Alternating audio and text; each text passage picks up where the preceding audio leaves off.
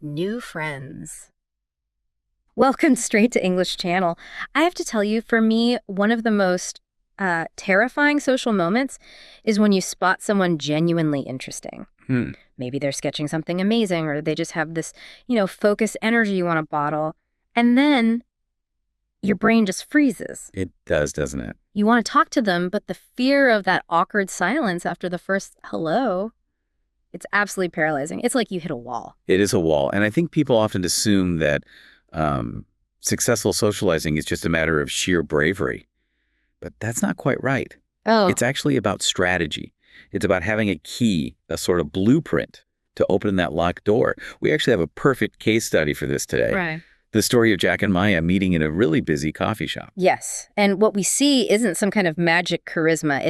It's a masterclass in low-pressure communication. He took a moment that could have been super awkward and turned it into a real connection. Using just 3 simple strategic elements. And that's what we're diving into. Exactly. We're going to unpack his methods. First, the art of the low-stakes icebreaker. Okay. Second, how to sustain the conversation using clever, open-ended questions. The hard part. And finally, the most graceful, polite way to ask to stay in touch without sounding. Oh. Yeah, desperate. This is the structure you can actually replicate. Okay, let's unpack this blueprint, starting at step 1. Jack needs to approach Maya. She's sitting down. She's focused. You don't want to be intrusive. The initial approach must always be based on utility, not intrusion. And Jack's opening move is brilliant because it's so practical. He just asks for the seat next to her. Right, the classic entry ticket. Excuse me, is this seat taken? So simple. Precisely. And it provides an immediate low-stakes exit ramp. I mean, if the seat was taken, Jack could just say, oh, sorry, and walk away. Minimal social damage done. But she says, no, it's free. Go ahead. And now he has conversational permission to enter her space. You're in. But okay, I see. It frames the whole thing as just solving a problem with seating first, not trying to start a relationship. But here's the friction point. You've sat down, you've got the seat. Now there's that, 3-second gap of silence. That's when the panic sets in. What stops the silence? Jack immediately uses the core icebreaker rule. The secret is to talk about something that both of you are currently experiencing in the immediate shared environment. Something you can both see or hear. Yes. You comment on something visible, audible, or just, generally agreed upon. So Jack uses 2 great examples. He starts with the crowd.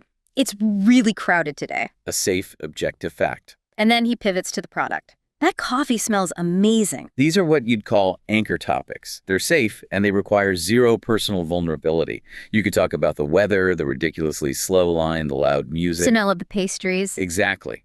Maya's reply, yeah, this place is always busy on weekends, is low effort, but it successfully opens a tiny door for connection. I get that. By commenting on the environment, you're basically saying, hey, we're sharing this slightly chaotic moment together. You're building a little shared reality. You are. And notice the timing.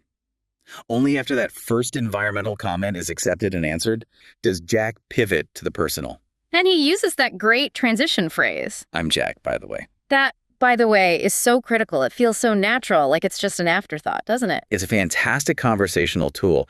The phrase, by the way, signals that you're introducing a secondary piece of information or changing the topic seamlessly. It makes the introduction of his name feel light and completely organic. So the names are exchanged.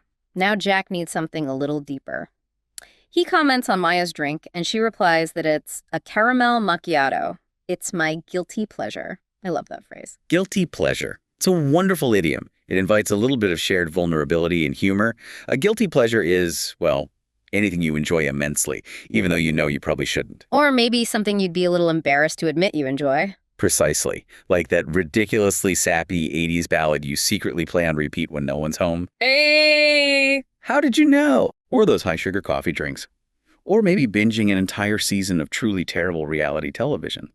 The point is, by sharing a guilty pleasure, you create a little bond. It speeds up the intimacy. Okay, so the ice is broken, names are out, guilty pleasure revealed. Now Jack has to sustain it. This is where most people get stuck. They run out of things to say. But Jack shifts to the question phase, asking, so what brings you here on a Saturday? The power of the open-ended question. Done perfectly. Look at the language. He chose what brings you here. Yeah. Which is polite, it's curious, it's welcoming. I guess if he had asked, why are you here? It would feel kind of aggressive. You would. It sounds like an accusation. Or maybe a police interrogation. Why are you here? Demands a justification. What brings you here? Gently invites the person to tell a story. And she does. She says, I'm a freelancer, so I'm trying to finish some design work. That gives Jack a whole new thread to pull on. Exactly. Instead of a dead end, you got a map to her work life. Speaking of, freelancer is such a modern word. Seems like everyone's a freelancer now. A freelancer is just someone who works for themselves. They take on different projects or clients instead of being tied to one specific company. They manage their own time. Which often means working from busy coffee shops. Indeed. So Maya gave him the topic design work, and Jack responds with his own professional connection. Oh, you were a designer. That's cool. I work in marketing. Okay, this is a good point. I know a lot of our listeners who are learning subtle conversational English often struggle with those little connector words. It's a fantastic point. When you're discussing your professional field or your industry, the correct preposition in fluent English is almost always "en." I work in finance. She works in education. They work in IT. You're describing the sphere of your labor. So I shouldn't say I work at marketing, which is a common mistake. No, because "at" usually refers to a specific place or company. I work at the bank. And you wouldn't say I work on marketing because "on" usually refers to a specific task. Like I'm working on a marketing campaign. Exactly. Understanding the subtle difference between "in," "on," and "at" when talking about jobs is essential if you want to sound truly fluent. That's incredibly helpful. Okay, so the conversation is flowing, but it also says that Jack wasn't just talking, he was an active listener. This is perhaps the most underrated part of the whole strategy. It's not just about asking the right questions. It's about signaling your engagement. Jack uses specific reaction words. Nice choice, true, and exactly. Why are those specific cues so powerful? Because they prevent what I call conversational hijacking. So many people, when they listen, are just waiting for their turn to talk. They listen to respond. Right. Jack, however, is listening to validate. When he says true, he isn't trying to interrupt. He's confirming, I understand what you mean and I agree with you. It keeps things equal. Maya feels heard, which makes her comfortable enough to keep talking. If Jack had immediately jumped in with his own story, he might have killed the connection. Totally. These reaction words are like linguistic nods. Right. That makes sense. Exactly. I get that. It shows his mind is processing her information, not just formulating his next sentence. Hang on a second. If you found the distinction between the passive, why are you here, and the inviting, what brings you here, useful, or if you just learned that little rule about using the preposition "inen" for your industry, then you absolutely need to subscribe to Straight to English right now.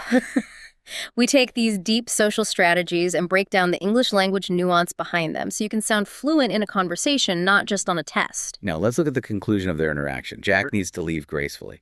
You can't let the conversation just die awkwardly. Right. And he handles the exit with so much respect for her time. He says, I hate to run, but I have to meet a friend. It's a clear, low-conflict signal that the chat is ending.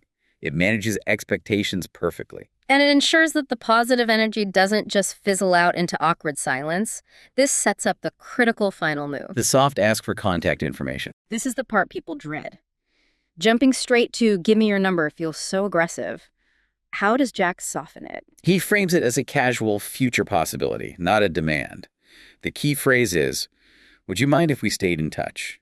Maybe we can grab a coffee again sometime. That suggests a low-pressure second meeting, much easier to agree to. Precisely. And then he uses the perfect low-stakes platform. Instead of going for a phone number, which can feel too intimate for a first meeting, he suggests, Are you on Instagram or maybe LinkedIn? Yeah, that's smart.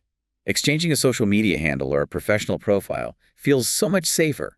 It maintains a healthy layer of distance. It absolutely does. An Instagram profile is public, a phone number is private.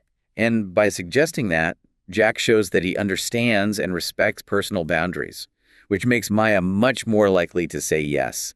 The entire sequence is it's masterful. That tracks perfectly. The core message here is that making friends isn't about being born with some, supreme confidence. It's not magic. It's about being curious, using a clear, low-pressure strategy, and being an active listener. If you wait for the perfect moment or the perfect person, you might wait forever. The strategy is built on small, actionable steps. So here is our challenge for you.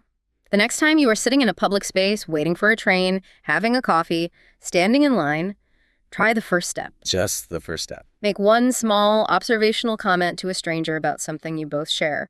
It could be about the surprisingly good weather or how great the music is. Just test the waters. See how easily a simple, objective comment about a shared experience can transform a silent moment into a potential connection.